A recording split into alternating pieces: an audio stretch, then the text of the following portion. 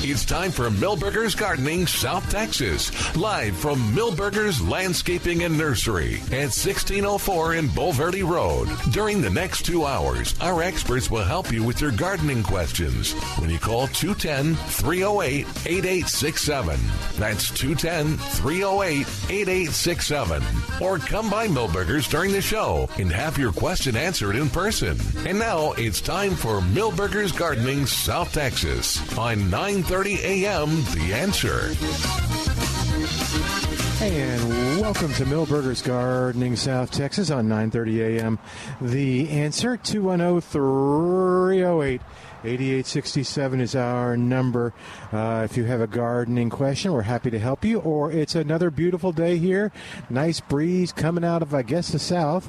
I don't know how long it'll be coming out of the south, but it's a beautiful day to be here at Milberger's, and it's nice and pretty. It's supposed to be raining already.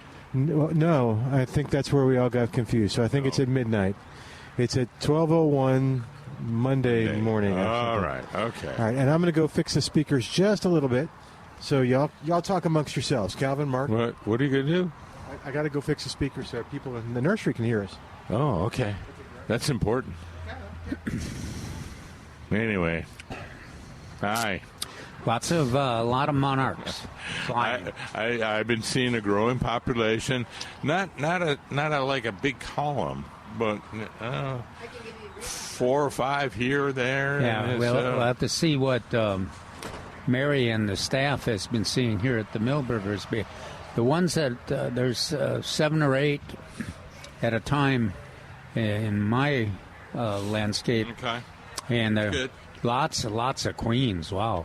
And they're going after each other, gesturing towards each other. But they don't look like they're hatched. They're, like Mary mentioned, she thought that a lot of the ones she's seen here at the nursery look like they're just completed their 30-day maturing after being hatched, and that they're going to head south to Mexico. Whereas the ones in my neighborhood appear to be pretty beat up in terms of the wings. But I don't see, so far I haven't seen any new caterpillars or from, them laying any eggs, which you might expect. But, so anyway, it's the typical confusing monarch situation. Speaking of confusing, I saw on Facebook someone saying it's time to cut down all the tropical milkweed now. I probably would have already done it myself, but it's been so hot and warm, and the migration has been so confusing. I don't know if I would have had a steadfast rule on that. Yeah, I'm kind of with you now. A few years ago, I was adhering to the cutting back the tropical milkweed. Yeah. Now, and I think a lot of the researchers, naturalists, agree with us. It is at very least questionable what impact the tropicals have on them. Now, if in fact that virus that they're talking about is a real threat, then that's a little different. But it's not clear even that is a real threat at this point. So a lot more to learn about the monarchs. Yeah, that seems to be one of those things that for many people on this side, it's like definite. Don't do it. Cut them down. Done. This is easy. What don't you understand? And then for others, it's like, no, we're still learning. And so what's your opinion? Don't cut them down. Do cut them down. I'm kind of I hedge, but the one thing that keeps me from cutting them down so far this year is that they're such a popular nectar source for monarchs and all the butterflies, for queens and especially. and so you hate to sacrifice that. But of course, if you're if they're also carrying their disease, that virus disease, then you would want to sacrifice that. I don't know how you know. Well, that's the problem, because the research has not been clear. You had to see if they have a cough or something. That's right. And ask them if your tropical milkweed is coughing. No, the monarchs. You have to ask them. Well, the monarchs are so flutter. disinclined to confer with us. And I know they don't talk with us at all. They say none of your business. Lift the wing. Yeah. None of your business. Just make sure you got those nectar plants. That's the main thing. Yeah. So I hesitate, and for that same reason, the weather conditions are such that I really want those nectar sources out there. For the milkweeds to be coming through and using that.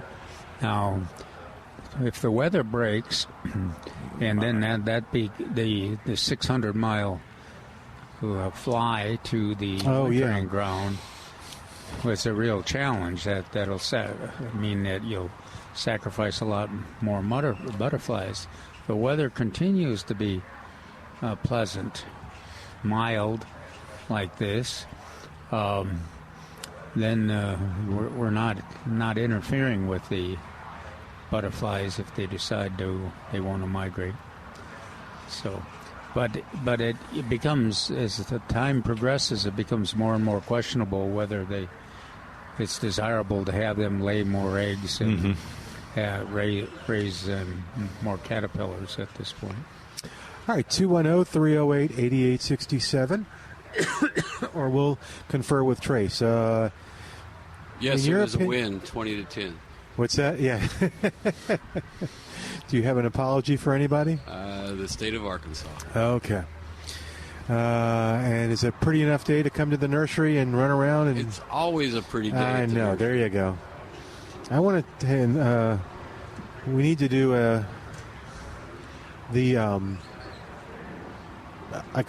first word. I know. Is it long? See, I was going to show you my picture I took yesterday here. Can you see that? I assume it's the butterfly you're trying to show me. It's the very pretty lantana, which inspires me more than the butterfly. What kind of butterfly is that? Can you see? Fritillary. Oh, okay, that's the Gulf Fritillary. It's the orange kind. Okay. Yeah, orange and brown. All right. Almost all of them are. But that lantana's much prettier. The three common butterflies that we see here are the queen, fritillary, and the monarchs, and they're all orange. Well, Trace, what's going on? It's a good day selling lots of onions. Oh, good. People have been waiting for a while. We had a long list on our wish list. Was there? Okay. Yes. So I don't know if they've all showed up yet, but we called. I bet we called 30, 40 people at least. Wow. Isn't that somewhat embarrassing when one of the largest selling plants in your nursery is onions? Why is that embarrassing? Well, I don't know. It's onions versus zinnias and versus snapdragons and cyclamen. You're not going to find zinnias when you have onions. But you are going to find cyclamen, so cyclamen far outdoes onions. Okay. But I'm just saying, you can have both. Yeah.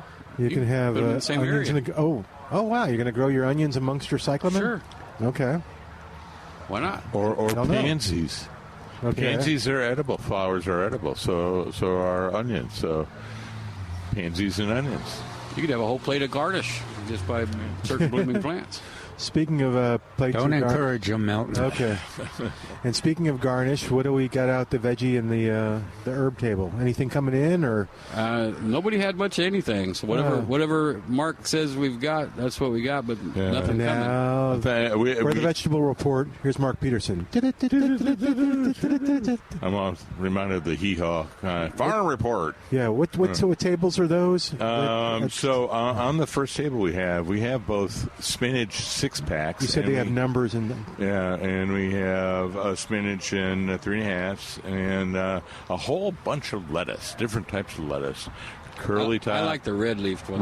Yes, curly, red leaf. Plant that right along with your pansies or your snapdragons for contrasting colors and textures.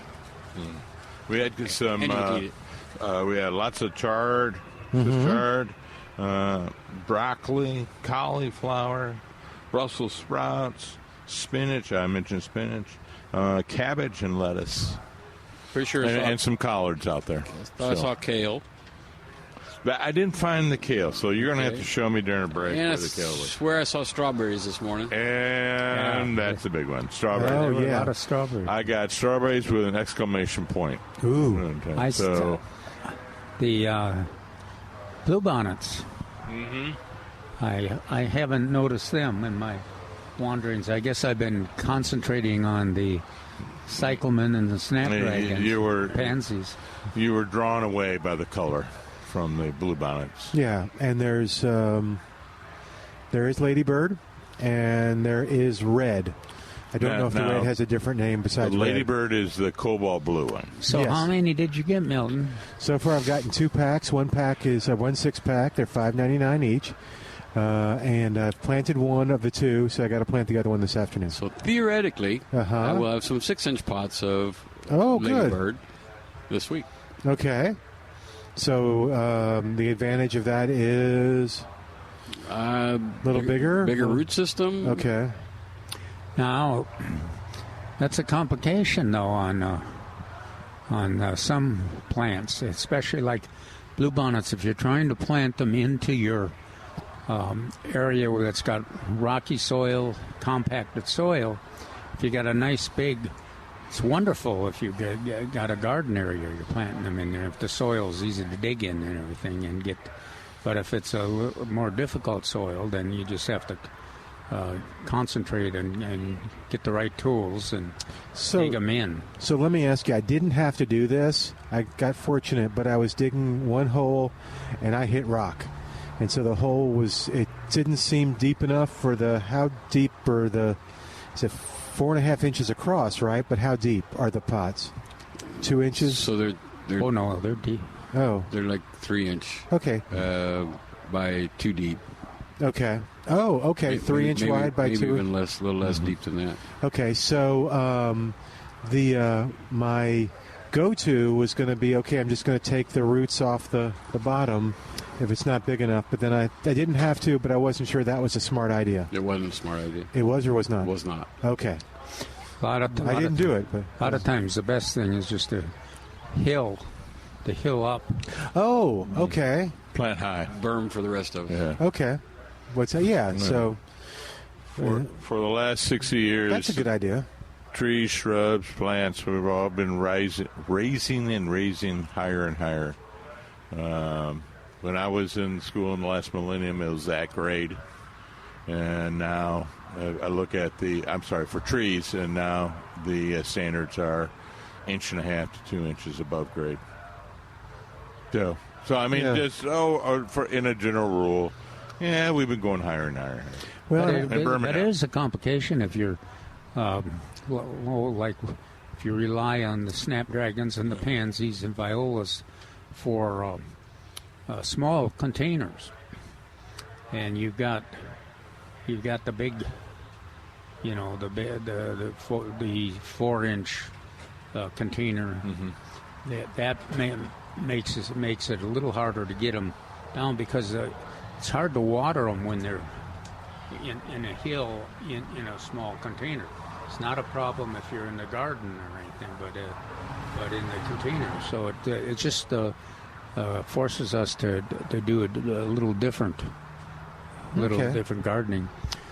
So you end up every time if you water, if you try to use the fast watering, with a good flow, you'll. Kevin's using his thumb on the hose there. That's what he's demonstrating.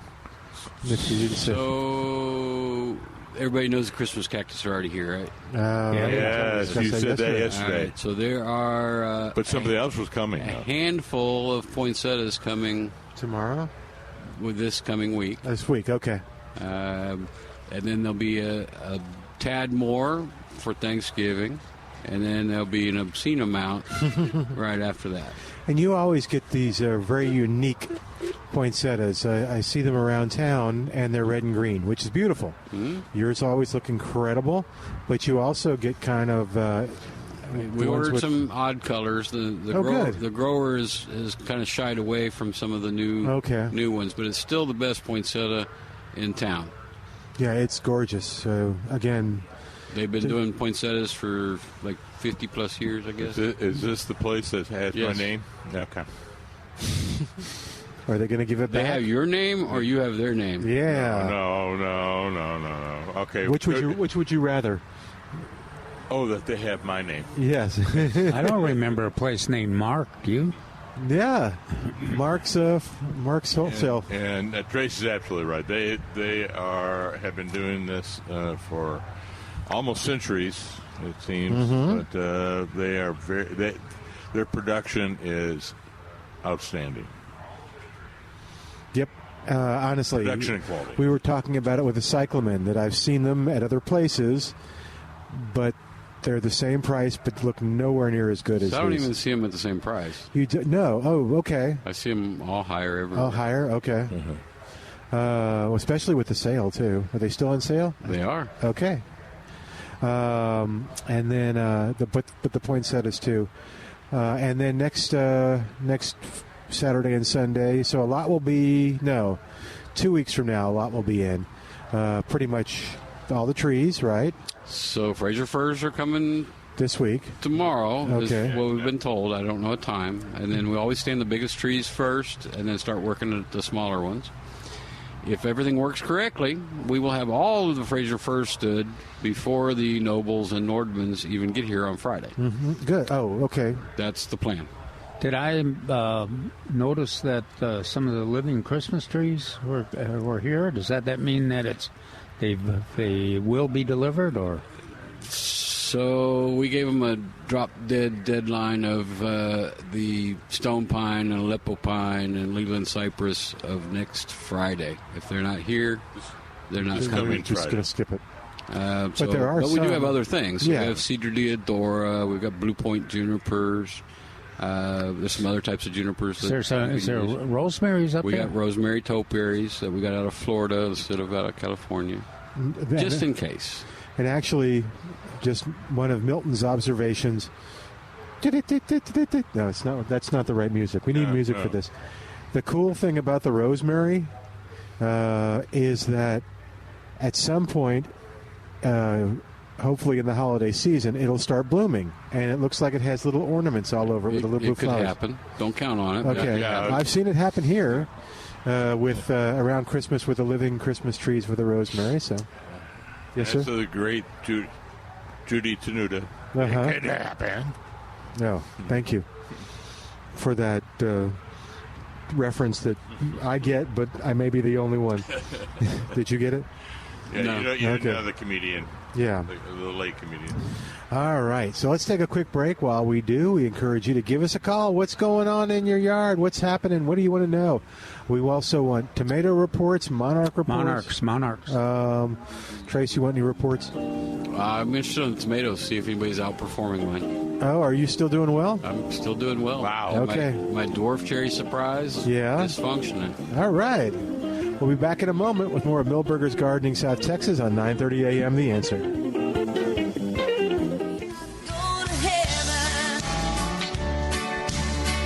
And welcome back to Milberger's Gardening South Texas on 9:30 a.m. The Answer. 210-308-8867. Looking for tomato reports. Trace is just, I guess, going to brag about his and then walk off. Yeah, I guess. But he's helping a customer. Okay. All right. Yes, but he did brag on. He said his tomatoes were doing well. Sweet 100. Yeah. No. Was it Sweet 100? It was. Was it? It was a volunteer, I believe, from seed of dwarf cherry. It was another small one. Yeah. Cherry surprise. Yeah. Yeah. And he had more than 50. 368. 50 yeah. 50 plus. Oh my! And how are yours doing? they're continuing to produce. Yeah. The Ruby Crush are producing less than they were. The Tycoons and Thunderbirds, and the what is our fish? Red snapper. The red snapper. Yeah. No, we have these things at Calvin always. Yeah, and it's the Valley cat, nematode resistant, and Thunderbird, and it's like I could watch Calvin. Which one? The fish one. Oh yeah, red snapper. They're doing very well on producing. My folks that clean the house have gotten used to harvesting. I was going to say helping themselves. Yeah. Generously helping themselves. I have to. I keep reminding. I don't think he minds too much. No, it's better than wasting them. All right, it's easier if they harvest than not. It's nothing worse than going out there and coming in with a nice half a bushel of tomatoes, and then they're gone in one day. Yeah, I think Trace's dog got trained by Trace on eating those little cherry tomatoes, because Trace does a pretty good job too. And I think maybe Trace just blames the poor dog. That's possible. So we need reports, and I'll give you my report, which is on my one poor. What is it? I guess it's Thunderbird. It's producing. It's still producing, but everything on it is green. Huh. So it got a late good size. One of them baseball size, the rest of them are Jack's ball size. But they just like you came on. Yeah, so the baseball size should be maturing. Shortly here, and remember, they don't have to turn red to be fully mature. Yeah, and then you pull them off and then put them in the windowsill. Well, I wonder why yours are so slow. I think it's because of shade. They were in a container and they got some sun, but yeah. Calvin, how many people complain the grass is dying and the fruit is not growing up and turning and maturing, and then we dig a little while. No pun intended. And eventually, yes, no pun intended. And eventually we find that, there was shade involved. Yeah. There was shade. I mean, should I have fertilized them? Or? Yeah. No, we did fertilize, but we did use Osmocote in the container. But was I supposed to water them? It was plus. Man, he's mean. But yeah, I'm guessing because they came on so late. Y'all had already had them, and they just all of a sudden, when the weather got cooler, that must be. They went crazy. So you'll have to. I don't know, when can I do green tomato recipes?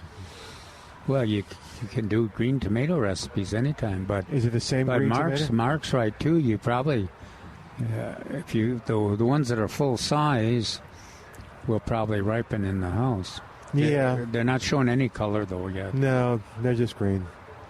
And baseball size might be a little bit of an exaggeration. No, but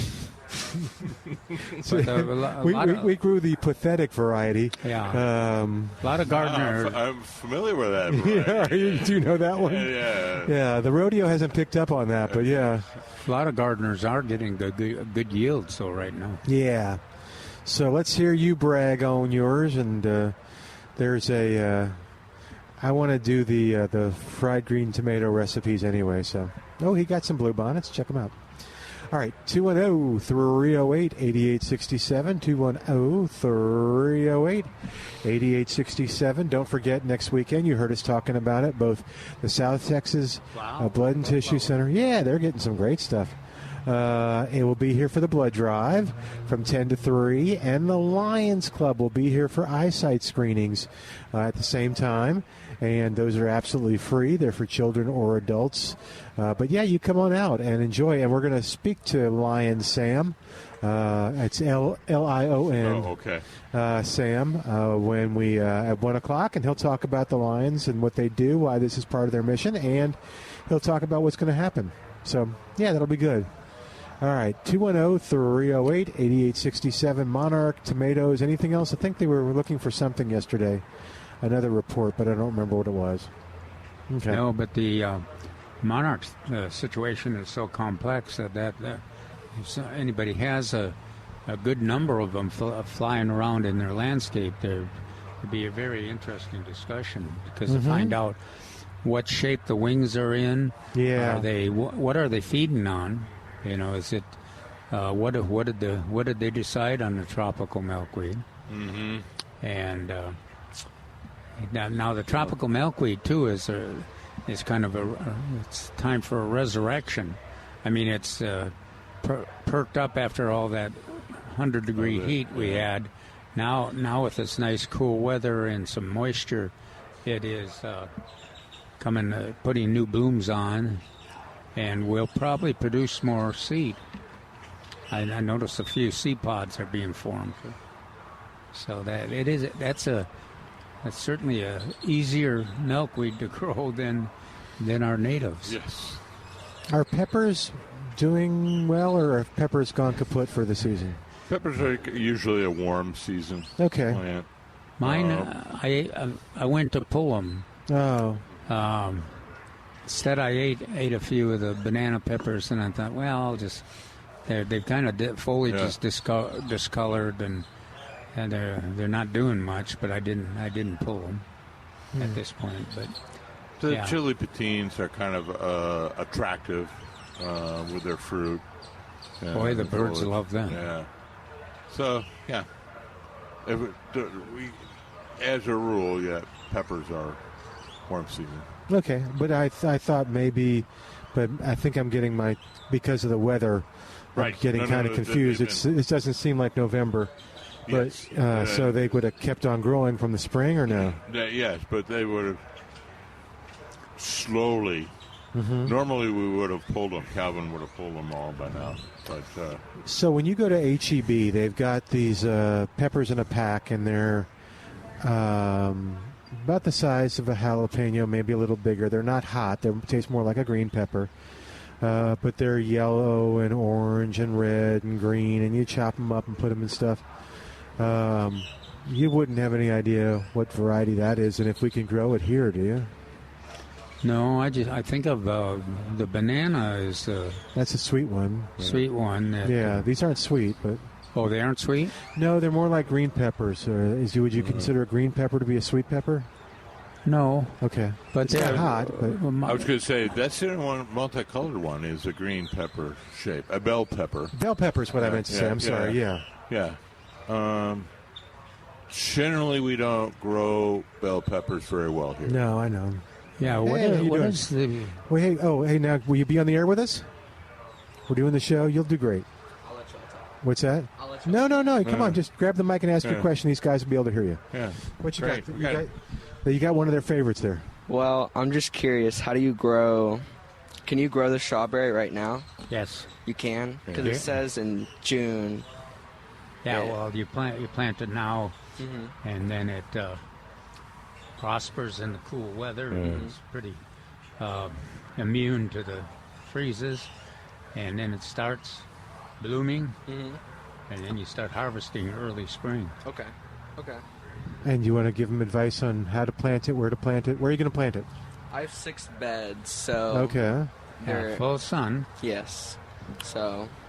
Mark, any other keys that... Well, they are very susceptible to snails, slugs, and pill bugs.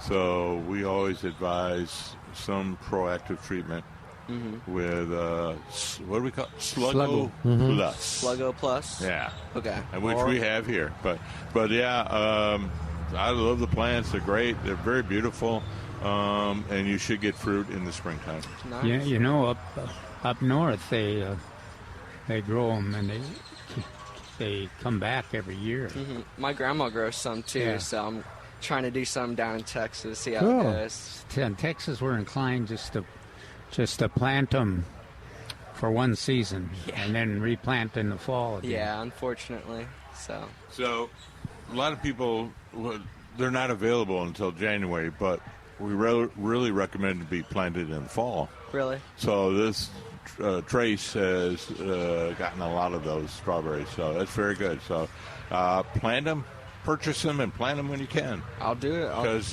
this is a great time of year. I'll do it right now. How many do you think I should get? Well, Maximum results. yeah. Well, as much space as you've got. Much space. Because they're very attractive, too. And if you start harvesting them, everybody in your family and your friends will want Yeah, some. exactly. And the wildlife will want them, too. Oh. Yeah, we have a lot of birds, so. Do you Yeah. recommend any companion plants? Nah, I don't.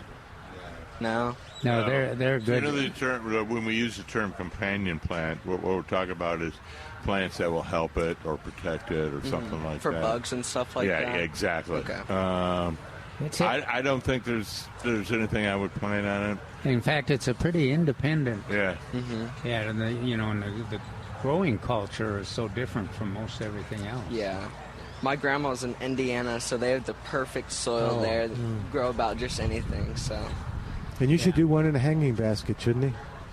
Huh? Should he pop one in a hanging I was going to basket? say, I Can. would try that. Just get one and put it in a hanging basket. Okay. That will prevent the slugs from getting at it. And it's very attractive because they'll grow up a little bit more and then start Weeping. Yeah, yeah.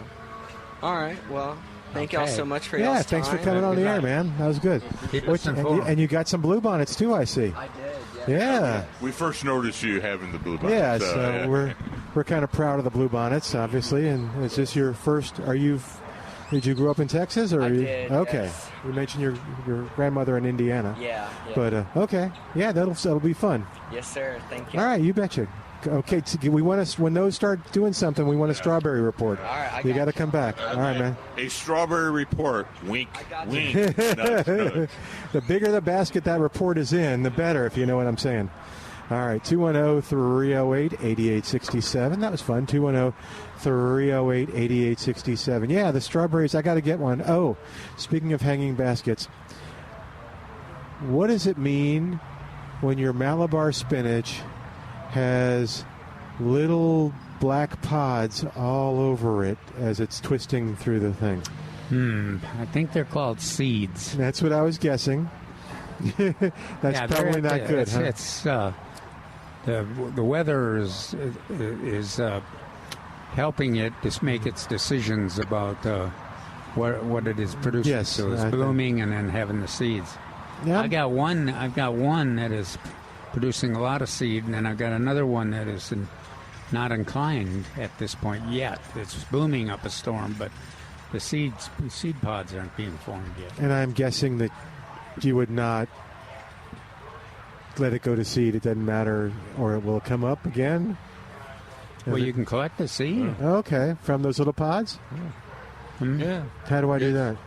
How do I collect the seeds from those little pods? Well, I'm not real familiar with it, but let's let it go and see what happens. Okay. Yeah, when the weather first, I don't know if the seed is sensitive to the cold or not, but you need to let it go as long as you can, so that it matures, and then you harvest it. I suspect. I know the plant is real sensitive to the cold, but the seed may be too. So Okay. harvest. I don't know if it will form a little pod and then the seeds will be very tiny inside it. I just don't know. Okay. So if anybody out there has any Yeah, experience, if you've let your Malabar get to the point of having lots of seed, which means basically that I did not clip off leaves and eat them, doesn't it? yes, No. What's that? Well, you I did mean- on yours, and you have seeds. Yeah. Okay. a few. But I didn't. I did once, twice, and then I kind of forgot about it. But the butterflies have liked the Malabar flowers. Haven't you seen any? Probably, but queens or any of those sulfurs on it? I haven't been watching it enough to. Doesn't seem to be. It's not like the. The eggplant. I mean, the foliage isn't getting chewed up a lot by caterpillars, but the. Yeah, no, that's not an issue at all. Yeah, but the nectar seems to be desirable. All right. That's why I think it's a great plant and should be planted more often. And it really is delicious. I mean, it was good in the couple that I did, but it was like, oh, man, I felt bad that I didn't go back. All right, 210-308-8867. There's a change in the weather coming. We'll talk about that right after we do this break, and we'll tell you, kind of wag our fingers at you and tell you what you should be doing right now on 9:30 a.m. The Answer.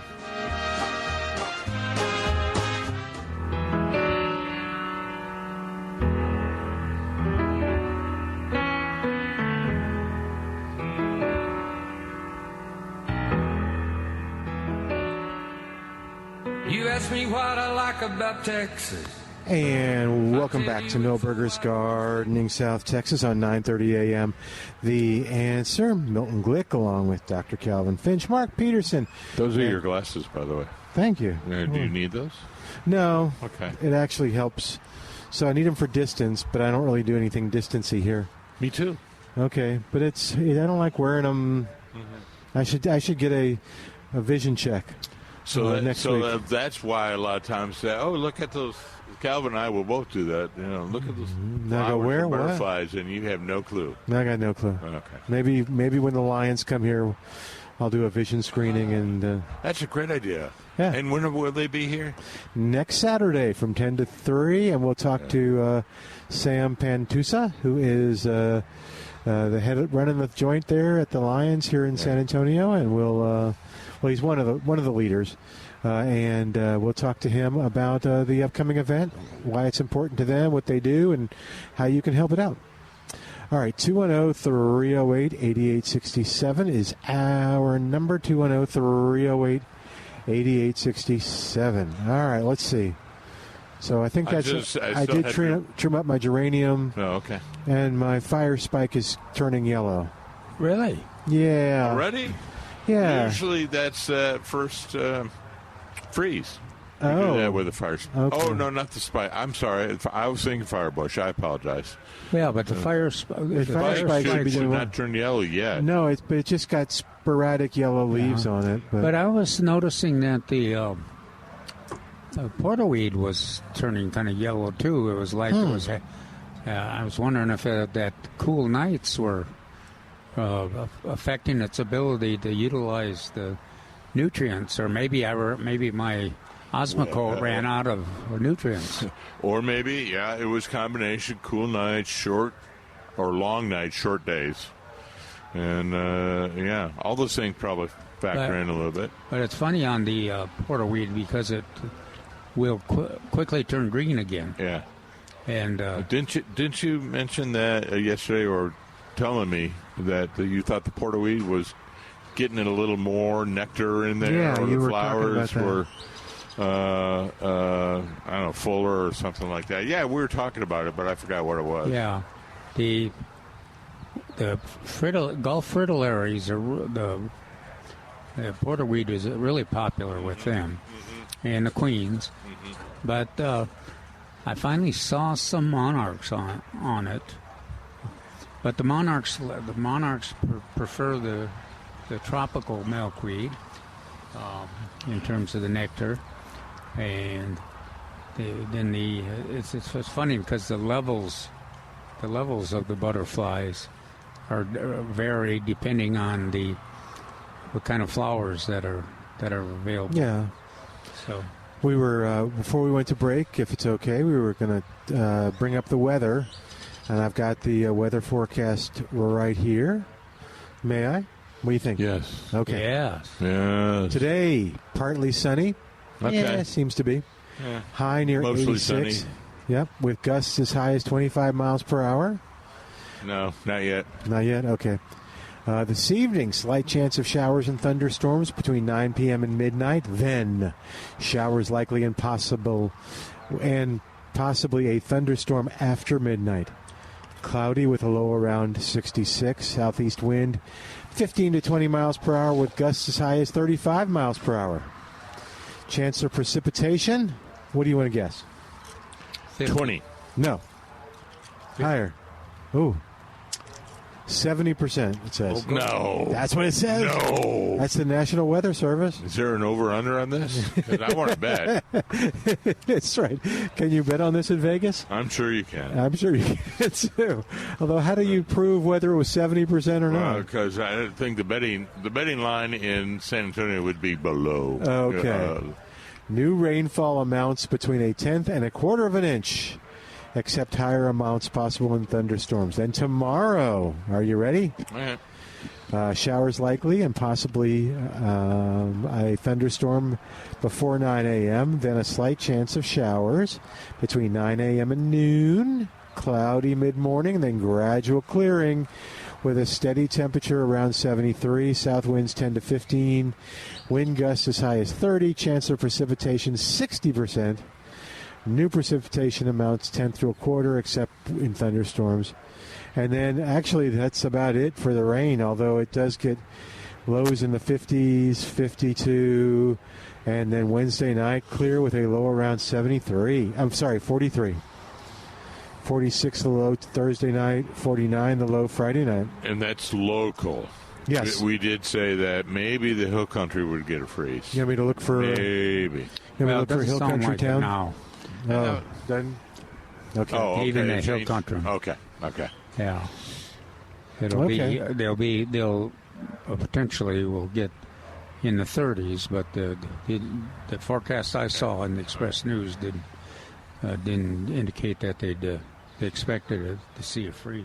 So, should I panic in the city with a 40-degree temperature? No. Okay. But it is a good time to start thinking about your fire spike and your bougainvillea and what are marked tropical hibiscus, plumeria. What else?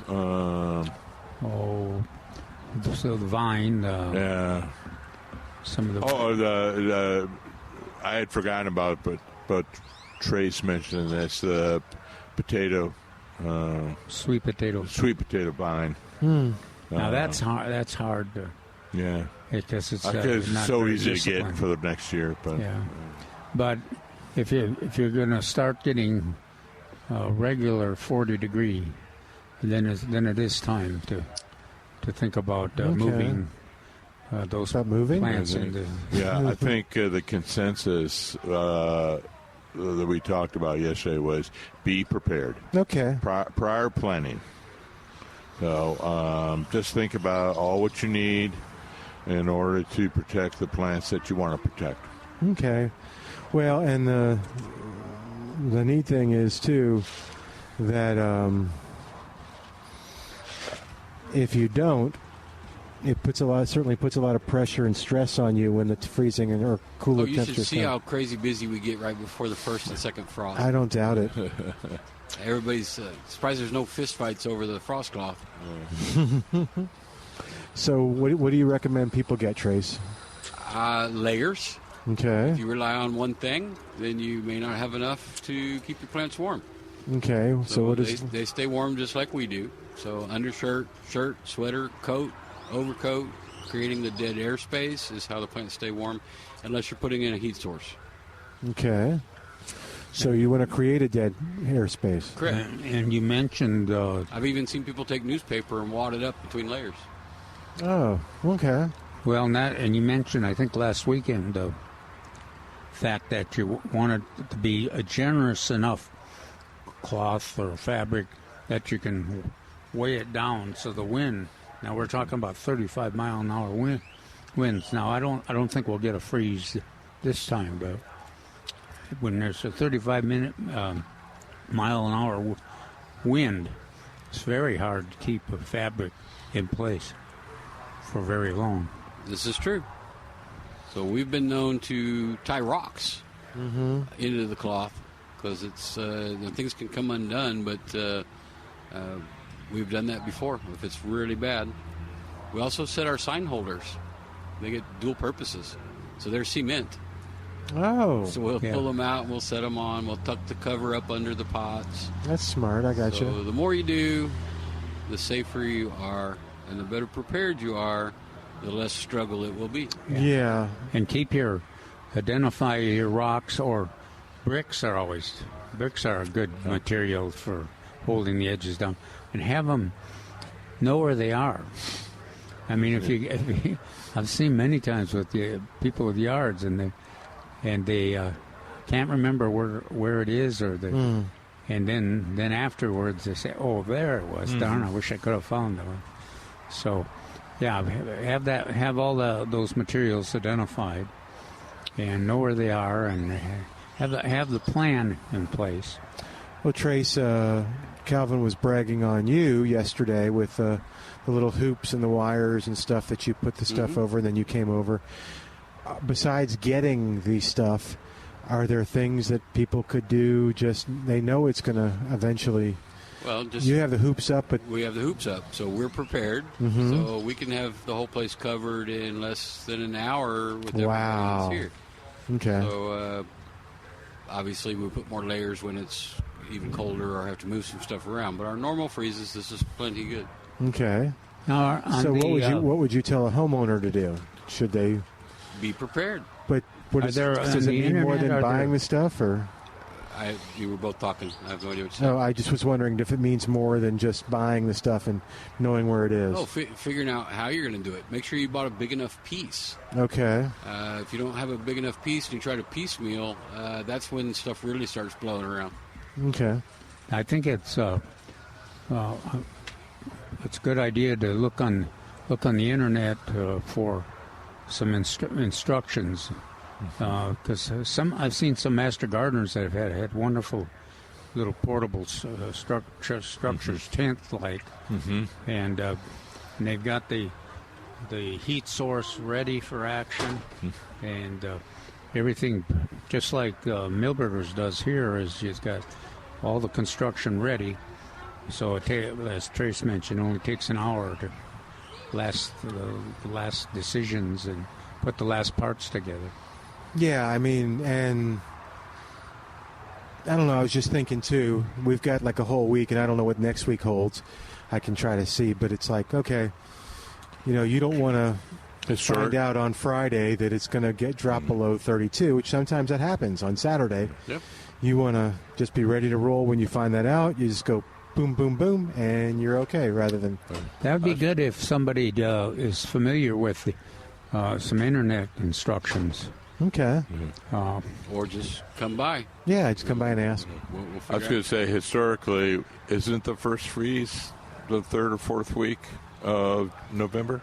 Oh, is it? I don't have that answer. I can't remember yesterday much. No, that's true. On the average. Yeah. So I always mention Thanksgiving as... Yes. Oh, that's what I always do. So. Yeah. You make it to Thanksgiving, you're in the wintertime. Yeah. I can recall a freeze on Halloween before. That's why we're always prepared. Early in October. Well, listen, we've been talking about the event that's coming up next week with the South Texas Blood and Tissue Center. We hope to have the Lions on at 1 o'clock to talk about their portion of it. But right now, something ongoing is the Blue Santa project that Milberger's is doing. Do you want to? We're ready. What's happening with that? What is that? Well, so we have a 4x4 crate. Last year, I think we filled it twice. So I think you could probably read off what they're accepting better than I can. Yeah, and I may have read it wrong yesterday. Toys, books, hygiene sets, new or unused there clothing. You go. Yeah. That should be corrected already. Oh, was it? Okay. That wasn't our miskey. Oh, okay. And all donations must be unwrapped, no food or liquids. And there's instructions on how to participate. But some hygiene products are liquid, though. Oh, that's a good point. Yeah. Well, I don't know. We'll have to. Maybe we'll interview him and find out some more about that. All right. Because like soaps or stuff, or like shampoos would be liquid. All right. Well, we're going to take a break and come back in just a moment with more of Milberger's Gardening South Texas. Right after this on 9:30 a.m. This is The Answer. We're back with Milberger's Gardening South Texas, live from Milberger's Landscaping and Nursery at 1604 in Bulverde Road. Come out to visit or call us at 210-308-8867. That's 210-308-8867. And now back to Milberger's Gardening South Texas on 9:30 a.m. The Answer.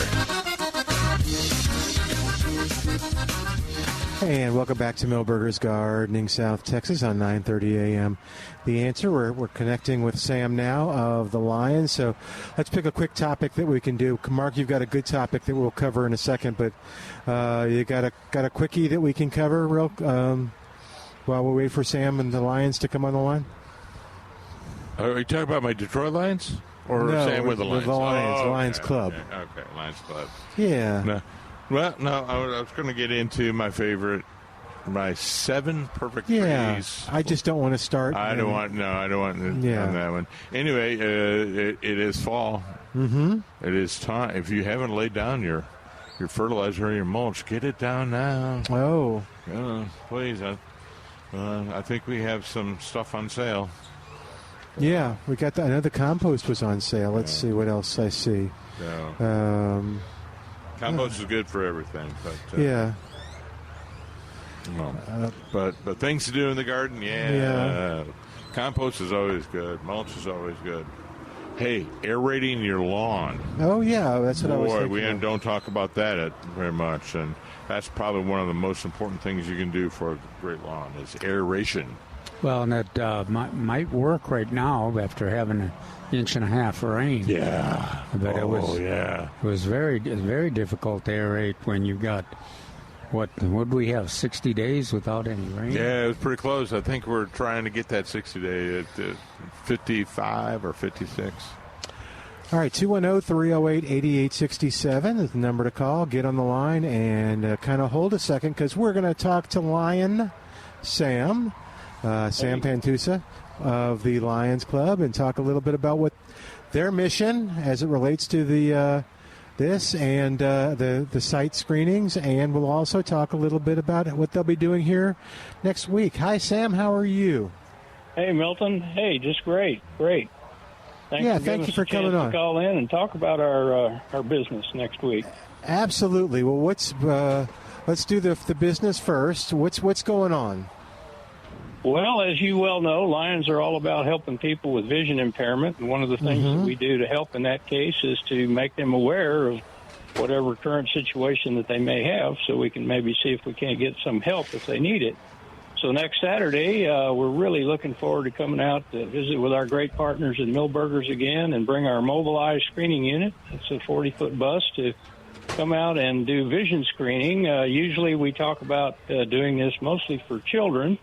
However, the adults are also invited to come out and see if we can check them out, too. At the same time, we've talked about this before, that we have a great used eyeglass recycling program. So we're inviting everybody to bring their unused and used glasses out, and we will take care of making sure that somebody else will be able to use them in the future. Yeah, and do you need to make an appointment for the screening, or you just show up and give it a second, and you'll have they'll take you in? Yeah, we'll be there from 10 to 3. In fact, we'll be right there next to the bloodmobiles. So hopefully, as people come out to donate blood, they'll also come out and check with us. But no, there's no need to make any appointment. The whole process takes maybe 10 to 15 minutes. We do a little registration program there, and then they come right on the bus, and we check their acuity, we check their eye pressure and visual field, and kind of give them some ideas about resources in the event that they need that. But kind of just give them a check on where they are today. Sam, let's talk about both things in terms of success stories. Do you have any stories you like to tell about maybe somebody that came in for a screening because they could not afford to go to a doctor or ophthalmologist on their own, so the screening really got them to where they knew what was going on? And I don't know, before I tell the whole story, do you have some stories that you'd like to tell about that? Well, yes, it happens all the time with us. In fact, one of the occasions that we were at Milberger's before, we had a little boy who was about 6 years old, I guess, and grandparents happened to be visiting that day, and we let them know that we were doing the screening, and they said, well, okay, we're not sure, that he needs anything like that. As it turned out, he did. And the very next day, he was back with Mom and Dad going to an ophthalmologist because we found something there that was a situation he needed to have corrected. And he's thriving greatly now with his glasses and so forth, but they were unaware that he had a problem. What happens is the kids, if they have an issue, they're not aware they have an issue because it's always been that way for them, right? So, whereas those of us that have had pretty good vision and it starts to have a little problem, we realize it. But as far as those folks that need assistance, this happens to us all the time. In fact, all of our Lions Club are set up through partnerships that we have to provide glasses and examinations to people that don't have the means to do that. Now, I happen to be working with an organization within our district of Lions called the Lions Sight Research Foundation. And because of that foundation, we have other facilities as well, one of which we always talk about is our Lions Low Vision Center. That's a part of a partnership that we have with UT Health Ophthalmology Department. And at that facility, those folks who have problems that can't be corrected, this is children and adults as well. Sometimes we have seniors who've had, have had a stroke or something along those lines, and they're able to come into our low vision center and work with our specialists there, including an occupational therapist that helps them maximize the vision that they still have by introducing them to different types of equipment and technology that they're able to use. And most of the time, many of the times that we see children especially, we then step in and help purchase the equipment that they need. One of those that we recently helped was a little girl who unfortunately had a very, very difficult life because of being born prematurely at 26 weeks. And the problem was deeper than that because Mom and Dad were just incapable of taking care of her the way she needed to be. So consequently, today she's about 8 years old, and she has some very difficult problems. And our occupational therapist has been working with her, and because we were able to buy some equipment for her that included an iPad and a special computer, this little girl has a way of learning that she has developed on her own. And so the tools that we were able to give and the help that Melva out at our Low Vision Center has been able to help her has really brightened her day and made things a whole lot easier for her in school. Dad, what a great story. A couple of things. Yeah, one of the things that's fascinated me is the way Lions clubs used to distribute the glasses that they've been able to salvage. If they didn't salvage them from people that have gotten new glasses, they would have gone to waste. And I think you told us that it must have been 4 or 5 years ago. You told us about this. How, they're distributing them in the U.S., but also in Africa and all over the world. Folks that would never had a chance to get access to prescription glasses. Yes, that's right. Now they have them. Is that still happening? Oh, absolutely. There are so many volunteers, physicians especially, that go on these vision mission trips to Central America and all over the world, in fact. But they usually do not have enough glasses to provide to all those folks that they see. And that's the reason that our eyeglass recycling center, which is actually located here in Midland, was formed. And so today, typically they recycle about 2 million pair a year, and they go all over the world. And of course, we're very fortunate that we have such a connection to Lions clubs that we've helped establish right here in Mexico. And they have numerous clinics there. And so those recycled glasses go there. In fact, there was a program, now this was pre-COVID, where through that project they were able to distribute like 1,500 pair of glasses, usually about a month, right, to just the Mexican clinics there. So, those glasses, of course, we get lots of calls about folks who say, well, Mom and Dad aren't with us anymore, and we were cleaning the house, and gosh, we got so many pair of glasses here, what can we do with them? And so we said, well, we're the place. And even in the event that they can't find a Lion to distribute or to collect the glasses from them, all of the Walmarts that have optical shops also collect glasses that come into our program. And Millburgers does too, all year round. And Millburgers does too, and we have other partners around San Antonio especially to do that. So, all right. So the Lions, this is cool. It's a great mission. You'll be here next Saturday from 10 to 3, set up by the South Texas Blood and Tissue Center.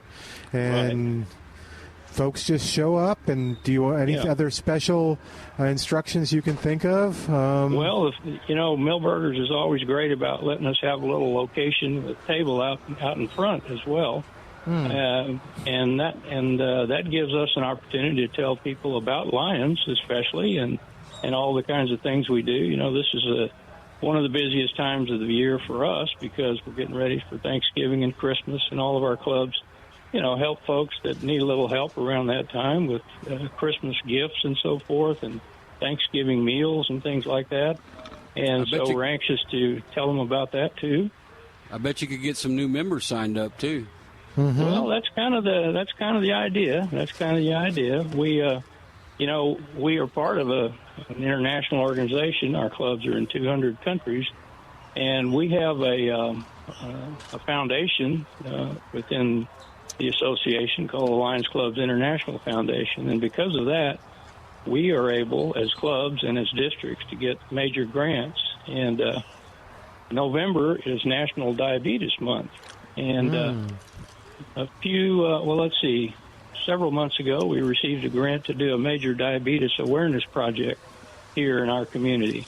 And because of that, we were able to work with other partners that are down at the Texas Diabetes Institute. And so, along with finding out about clubs and thinking about how an individual might come out and help us, and maybe even consider becoming a member, we will be handing out resource information about diabetes and what folks ought to be looking for and how they may seek some help in case they need it. So, we're anxious for everybody to come out and check us out and listen to our story.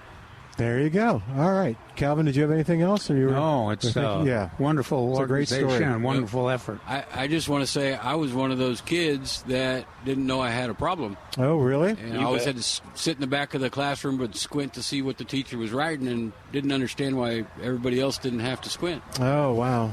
Well, listen, it's it. Yeah. That went on till I was 16 and I had to get a driver's license. Oh, my gosh.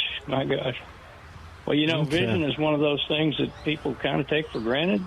Yeah. And, we all become aware when it's something that we have to deal with or maybe somebody in our family has to deal with. So we're very fortunate that we're able to help in that particular area, and we always look forward to doing that. So thanks for that story, Trace. That was great.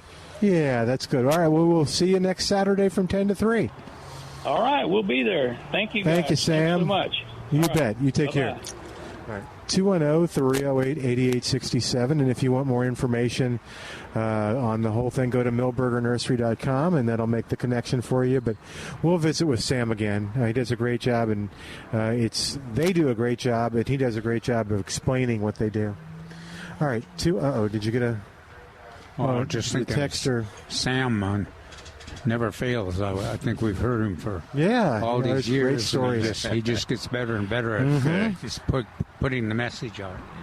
All right, 210-308-8867. Mark, you want to take a quick break now and then come back and talk? Quick break on that. All right, we're going to take a quick break, and then when we come back, we're going to tell you, Mark's going to talk to you about seven favorite shade trees and small trees, ornamental trees. All right, back after this. Because it's the season. It's time to plant. Yep. Back in a moment on 9:30 a.m., The Answer.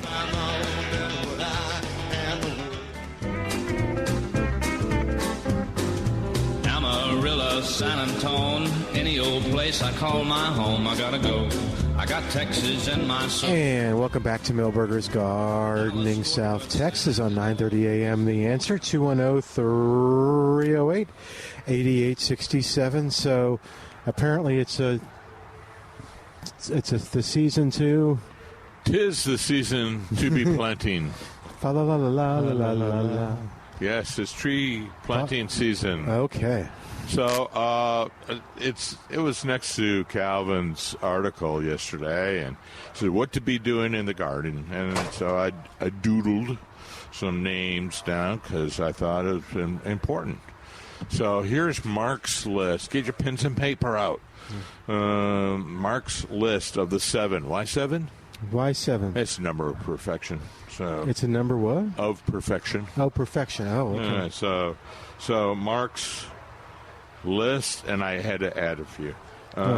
7 best shade trees and 7 best ornamental trees. For San Antonio, for Hill Country, for this area, yes. For Central Texas. Yes. Okay. And my views alone, not necessarily the views of the station or Millburgers. Okay. So, not in alphabetical. So, live oak. Okay. Monterey oak. Now, do you want to go into the why or no? No, I'm just going to list them all. Okay. Monterey oak, chinkapin oak, cedar elm, Mexican sycamore, Arizona cypress, and an aqua. Those are my 7 shade trees. Notice some absences on that, and I'll talk about that in a little bit. And then my 7 favorite or best understory / ornamental trees: Texas mountain laurel, Texas sephora, otherwise known as the Eve's necklace, crepe myrtle, condalia, Texas persimmon, Mexican olive, Texas redbud. And then I quickly wrote down, because we have a lot of phone calls about hedges, so I wrote down xylosma, hollies, except English holly, and viburnum, and junipers, juniper crosses. Okay. So now, if you notice, on the shade trees, certain trees were left off. Texas red oak, Texas red oak, but mostly Shumard red oak, pecans, and American sycamores. And why did I leave those off, Milton? I don't know. Well, about 90% of those died of hypoxylin of the drought in 2023 and 2024. So, thoughts that made you go, Okay. If most of those were the ones that died, then we probably shouldn't be planting them. Now, I was going to say, did you have any thoughts on that? That's fine. Well, I was just going to bring up which was amazing to me, but 2 days ago I went in my backyard, and Mark knows I got quite a few trees growing there. And I noticed things have changed. Something's Something's wrong. A hackberry, a big hackberry with about 14-inch diameter, had fallen over. Oh my goodness! In the middle of the area, and it was just kind of a shocking because the first thing you look around and say, well, how am I going to get the truck through there or the mower through there, and then the next thing you think, wow, I got all those hackberries that are so close to the house. I'm glad this wasn't one that fell over there. But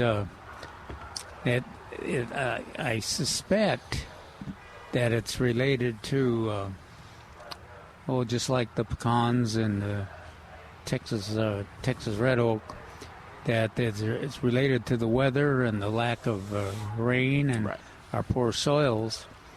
But also, it's another one of those susceptible trees to stresses. It really, just aggressive in filling space. It's the one tree that we spend more time cutting the suckers out of it, or the unwanted seedlings. But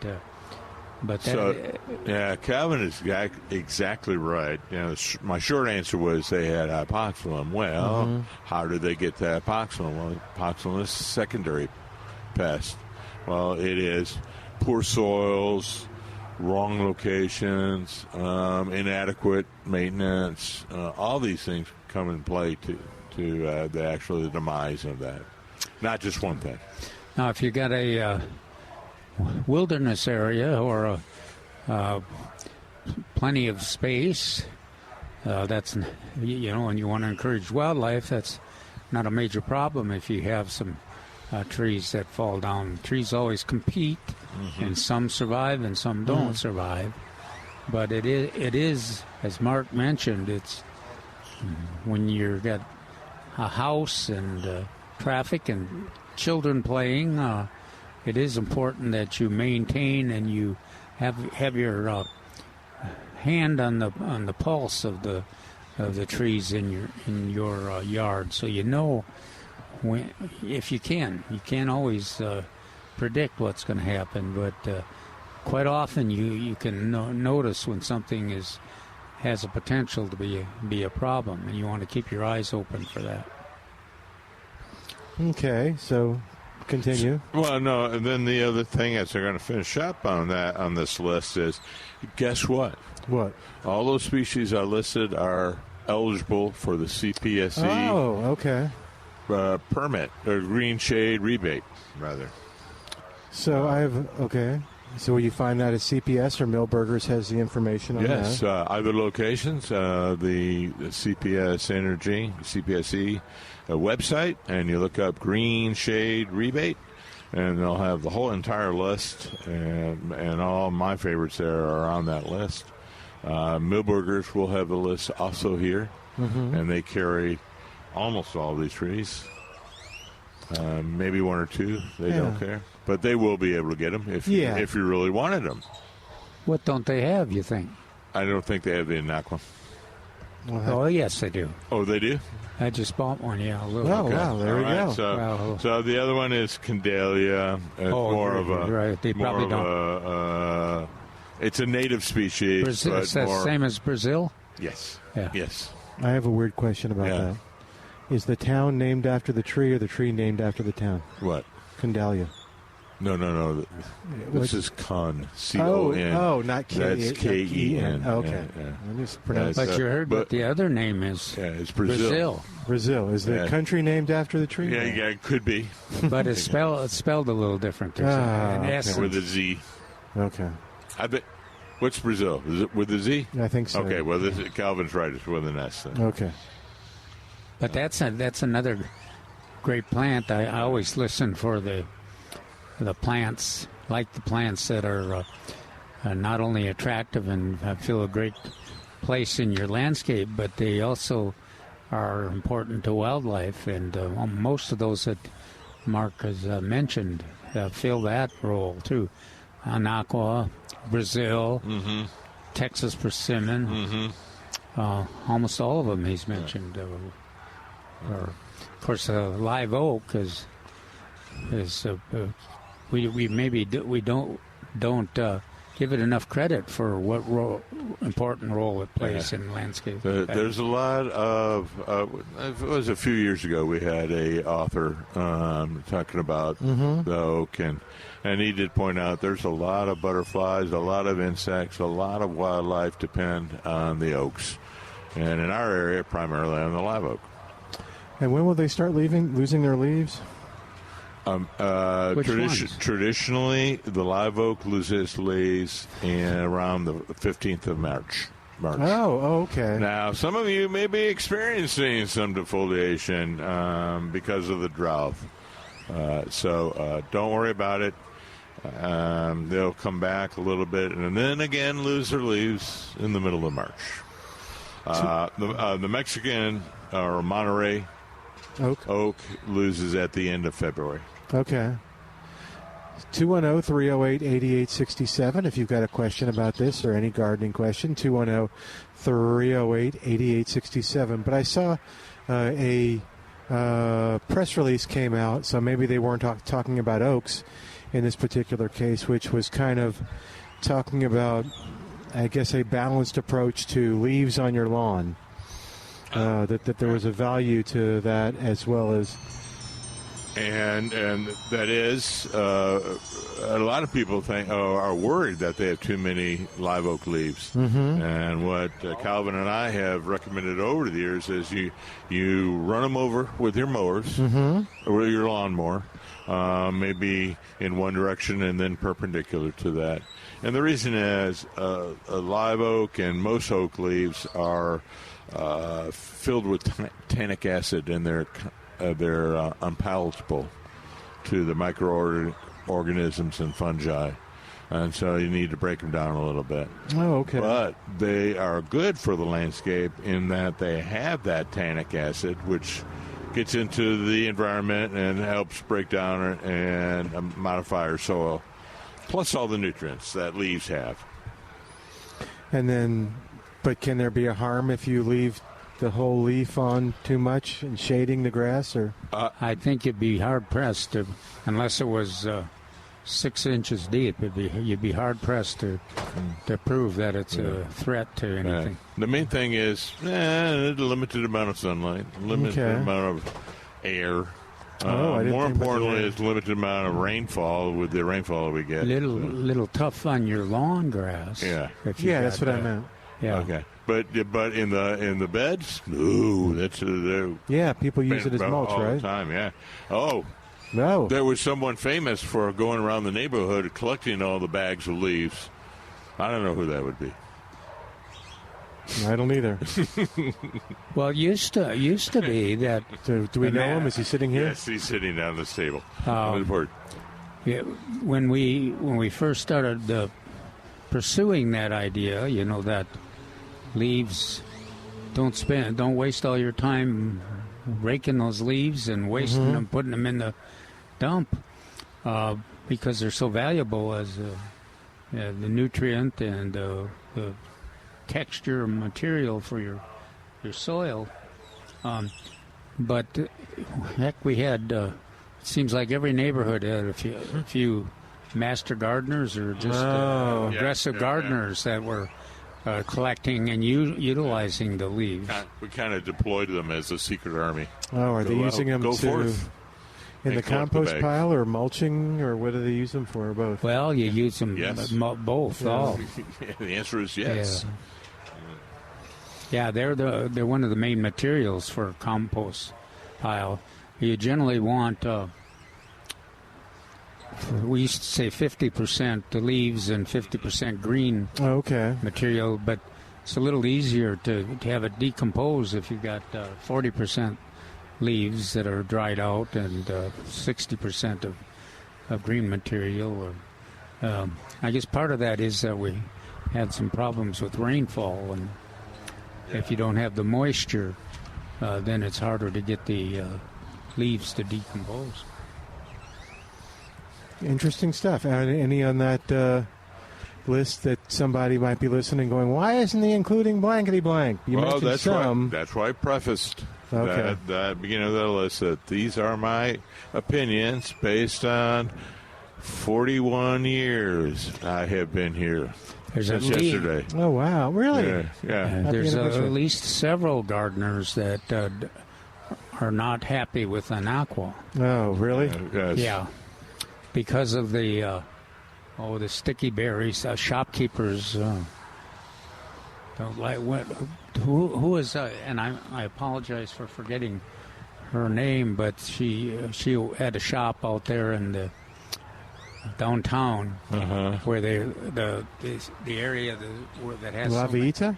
has so many anaquas, and we were talking about how wonderful they were, and she suggested that I come over there and enjoy the ones that were sticking all over her floor, picking them up. Yeah. So yes, it is. It has certain unique benefits. But and I changed my mind. Originally, I was like, "Oh, it's only a riparian tree. Only grows along creeks and rivers." And I find it very adaptable. Wherever there's some soil and fairly consistent moisture, it's going to grow, and it spreads by the birds. Yeah. So, great bird food.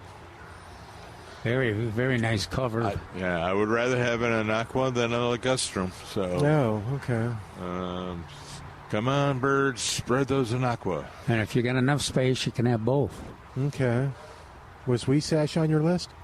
No, because I understand they can be pretty mean. Yeah, they can have right now, ladies and gentlemen. I'm fighting little prickles. He was thorns. attacked.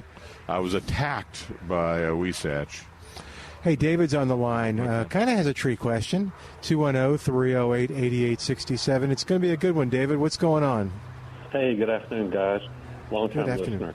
Thank I've got a question. We have had two mature trees pass away in our front yard, and so now we're just left with the stumps that are there that have deteriorated. And so now everything that was below the stump is kind of sinking down. And what is the best way in order to prepare the yard when you've got that type of deterioration happening? I want to replant with Bermuda, and is November, December a good time to put that sod out? Thanks. Yeah, couple of things there. Yeah. Well, I always think it's best if you can get those trunks ground up when you get the trees cut, because it's so much easier. You know, you just said then you fill that gap with some soil or compost, whatever you got and you're available, and you don't have run into it with your equipment. You don't have to try to figure out through the years how to get them out of there. So I think that's the best. And if you've got now it's a little harder to get it done after you've got the trees cut, because then you'll have to try to find a tree person that's working in your neighborhood that has a piece of that equipment available. A stump grinder is what you asked for. You save a lot of money. Yeah, they deteriorated down about 2 feet at this point. Oh, 2 feet? Yes. And should I expect it to continue to do that, and then we'll have to re-level, or what's going to go on? Well, no, I think I just make a slight hill. Yeah. And you 3 or 4 years from now, you'll have to refill. So you will be having mushrooms in the yard. That's the fungus, or fungi is actually what decomposes the stumps. So you'll see some mushrooms on that. But yeah, you'll want to re-level, bring some soil in, and re-level the yard, or take away.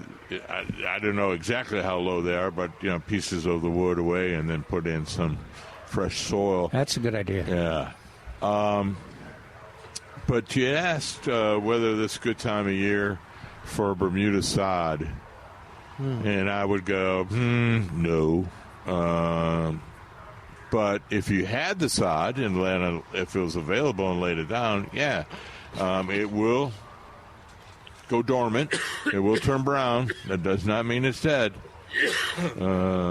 But do everything you have to do to have good sod. That means roll it, water it consistently, not a lot, but water it consistently until it gets established. However, it will be brown for the winter, and it won't get active until mid-April. Yeah. Okay. I've got a fresh bag of rye seed that I was thinking about putting out, but over the last 2 summers, of course, we do have an irrigation system, but over the last 2 summers, it's just not productive to water that St. Augustine out there, and so it's just now we're just down to dirt pretty much. Okay. All right. Well, the rye is a good thing. Now, is it perennial rye? Yes, of course. All right, that's what we advocate is perennial rye. Now it hasn't been cool enough for it. A lot of people I want to go and overseed, and I'm like, no, it hasn't been cool enough. But you know what? With the rain, upcoming rain, 65 degrees. 65 degrees, that would be perfect. I might go out and do it this afternoon. Just saying. Yes, a spreader, yeah. Well, that's helpful. Any recommendations for San Antonio area Bermuda? Well, the common Bermuda or some sort of a hybrid? I kind of fall back on the common, but what is our? Well, there's a couple of new ones. The old fashioned. We're talking 50, 60 years. It's 419. There's a new one called Tiff Tough, which is pretty good as far as sod is concerned.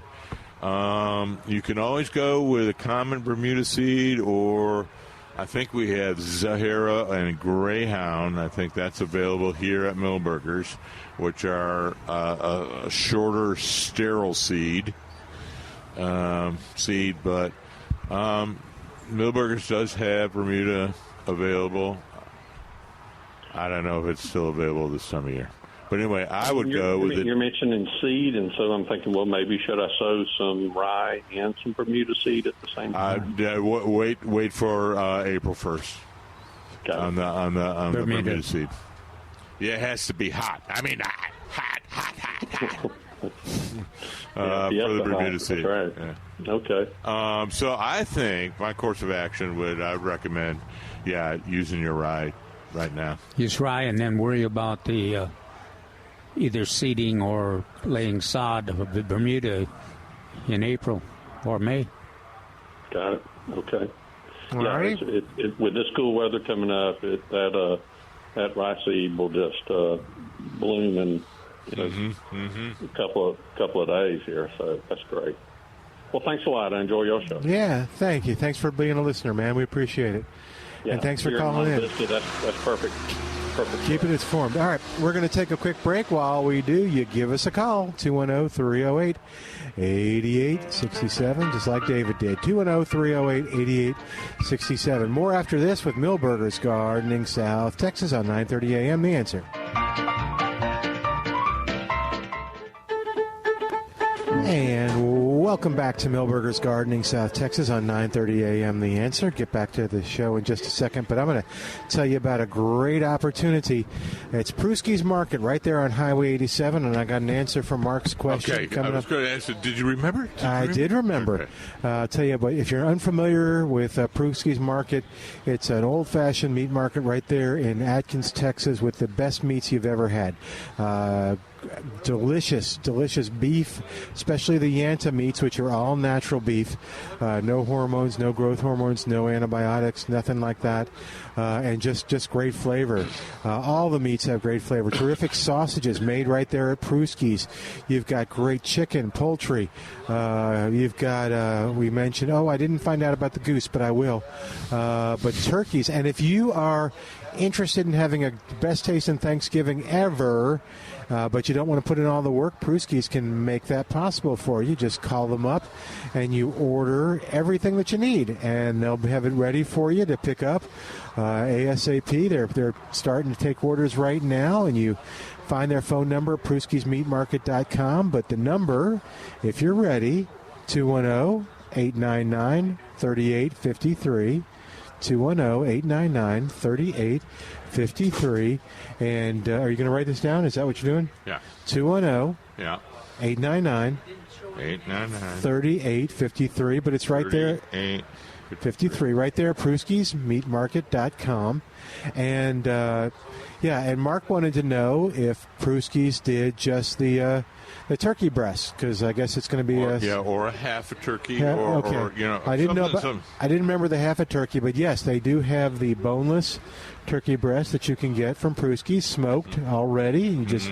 They said they're taking orders for them right now, so you'll have to give them a call. But yeah, if you want to have a great Thanksgiving, a delicious dinner without all the work, Prusky's can make that possible. Or maybe you want ham for Thanksgiving rather than turkey, Prusky's can make that possible for you too. So check them out online, pruskysmeatmarket.com. But if you're already set, just drive on over there anyway and have a fun time picking out some great tasting food. All right, 210-308-8867 is our number, 210-308-8867. All right, got about 10 minutes left. Let's see, what do we want to make sure that we cover? We've kind of, yes, sir? No, go ahead. No. I was going to say, just remember the wonderful color that we have here.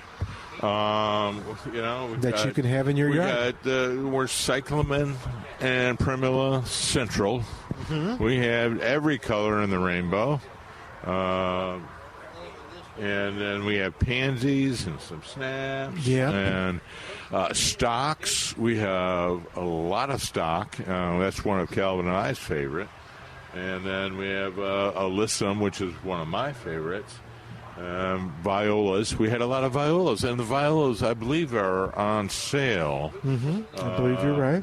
And so I really like the viola. And we still have some of the petunias. Mm-hmm. Mark's favorite. So we have lots of different color for the annual color. And highly recommend what I used to say, the peas of the winter. Pansies. No. Petunias? Petunias. I'm trying to Primula. Think. Primula. Okay.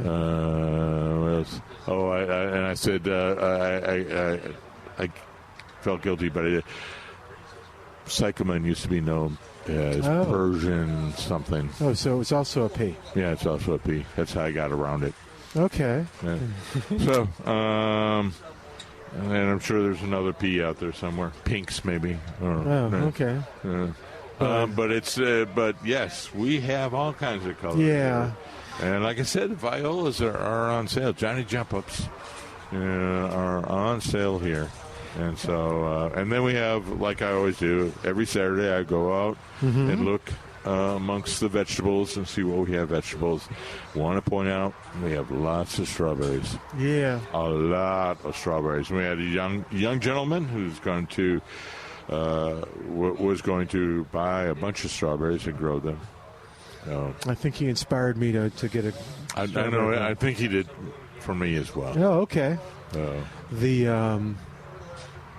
And then, is it possible to be vegetable oriented but get color in the yard? Absolutely. What? Yeah. Okay. Give us an example of what I might do. Well, as I mentioned earlier, pansies. Yes. Oh, pansies are edible? Pansies are edible. So earlier I was saying, you mix in with your onions. Oh, that's right. Okay, because they're edible. Or lettuce. There's all the vegetable crops are full sun. So what do we think about color that's full sun? Well, pansies are pretty good. Mm-hmm. We can do some snaps in amongst our vegetables. But what about like the chard and the look at colorful? That. Well, okay, so a slight divergent. Oh, okay. Because we went through them last week. We do have ornamental There you go. That's kale. what oh, and okay. ornamental cabbage. Are they edible or Yeah, they are edible, but not preferred? No. Okay. No, I would not prefer them. No. Okay.